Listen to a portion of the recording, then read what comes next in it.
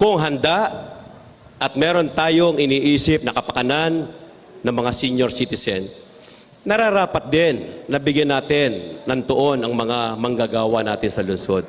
Yung katanungan po ng konsyal mula po sa ika-4 na distrito ng Maynila ay wala pong kinalaman sa ordinansa na pinag-uusapan, which is yung pag-i-increase o pagdodoble ng allowance ng senior citizen.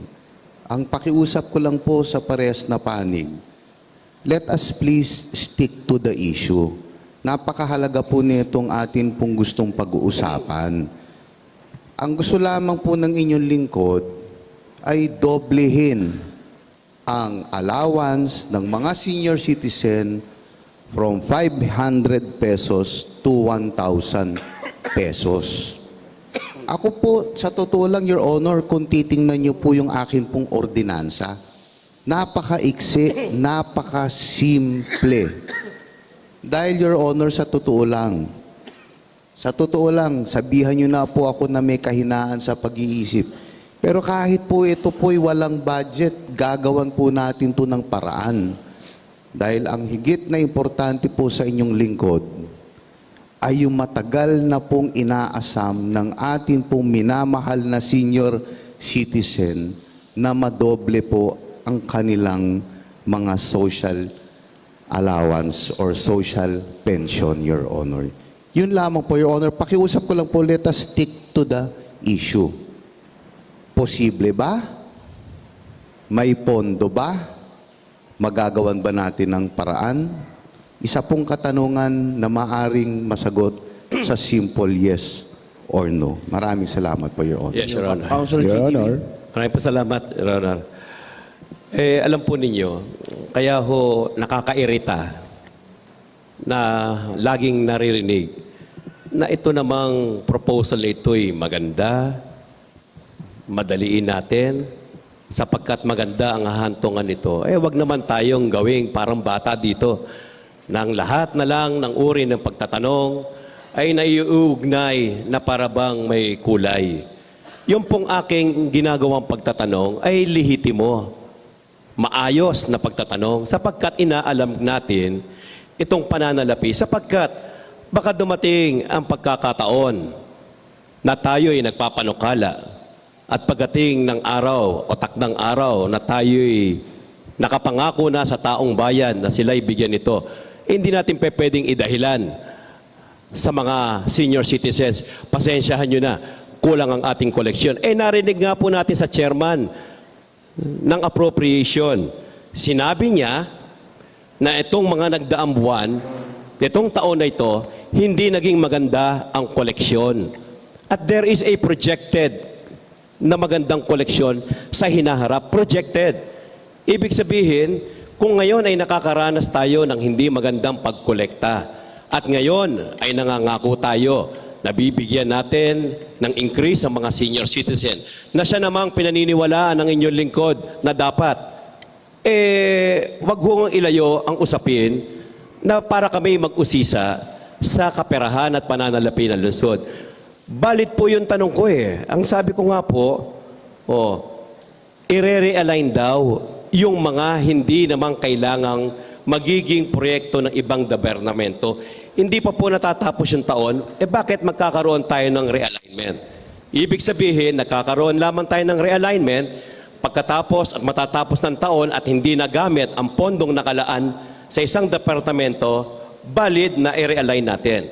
Pero kung ganito pakaaga, hindi pa natin nasusubukan at hindi pa natin naibababa yung ipinropose na proyekto ng mga department heads, tapos papasok na tayo doon sa realignment issue, mukhang mali. Pangalawa, ito pong katanungan ko. Bakit po itong second tranche of salary increase ay hindi natin napondohan sa 2025 budget? Kung handa at meron tayong iniisip na kapakanan ng mga senior citizen, nararapat din na bigyan natin ng tuon ang mga manggagawa natin sa lungsod. Ang tanong, bakit dito sa ating 2025 budget hindi nakapaloob yung increase sa second or third tranche? Sino pong gusto sumagot diyan? Councilor Unalim. Your Honor, Yun. Your Honor, Councilor Philip Lacuna. again, wala na naman pong kinalaman ang kanya pong tanong sa atin pong ordinansa. Pero po, sasagutin ko siya na sa akin pong pagkakaalam, included po sa atin 2025 budget ang tinatawag po natin salary increment increase or yung tinatawag po natin second and third tranche po, Your Honor. Simpleng sagot. Kasama po, Your Honor. Kaya tumaas ang budget po natin dahil kasama po yung increase po ng atin pong mga sahod. Councilor JTV. Yes, Your Honor. Hindi po totoo yun. Ako po ay nagbasa ng budget ng ilang departamento. At dito, makikita natin dito sa mga salary nila na walang pagbabago. Ibig sabihin, kung tumaas yung totality ng budget ng isang departamento, it only means may kasamang increase. Pero kung ang budget noong 2024 at papasok na 2025, nananatiling pareho ang budget, it only means walang increase sa tranche ng empleyado. Kaya hindi po pwedeng sa aking pagkakaalam. Dapat basahin. Pangalawa po, gusto ko lang tanungin, kailan po nagkaroon ng committee hearing dito sa panukalang ito? Hindi po kami naabisuhan na nagkaroon. Kung meron man, pero tingin ko, sinecheck ko po dito, wala hong naganap na committee hearing para dito sa panukalang ito na magbibigay ng increase. Siguro yung chairman ng appropriation ang makapagsasabi ng katotohanan kung nagbaba siya ng notice sa mga konsihal, sa mga miyembro ng Committee on Appropriation na nagkaroon ng ganitong araw, ng ganitong oras ng committee hearing tungkol sa usaping tinatalakay po ngayon. Councilor Unalim. Your Honor, katulad nga ho nabanggit po natin, ito po ay nakasama na ho sa executive budget po natin fiscal year 2025. Your Honor, ito po ay some ordinance po na inahatag po natin. At yung sinasabi ho kanina ng ating kasama na realignment, Your Honor, yung mga savings, Your Honor, ito po yung mga pinasahon ng atin ho mga department heads at isinumite ho sa ating local finance committee. Sa kanila ho nang galing ho lahat yung mga budget na ito at yung mga proposal po natin. Ang binanggit ko kanina, hindi ho tayo nagre-realign. Ito po ay sinabi ko lamang ho na kaya ho ng pondo ho natin for next year. Dahil ho malaki ho yung atin hong kita o mga savings na katulad nga ho ng kinover na ho ng PhilHealth imbis na ho na mag-allocate ho tayo ng mga hospital services, Your Honor.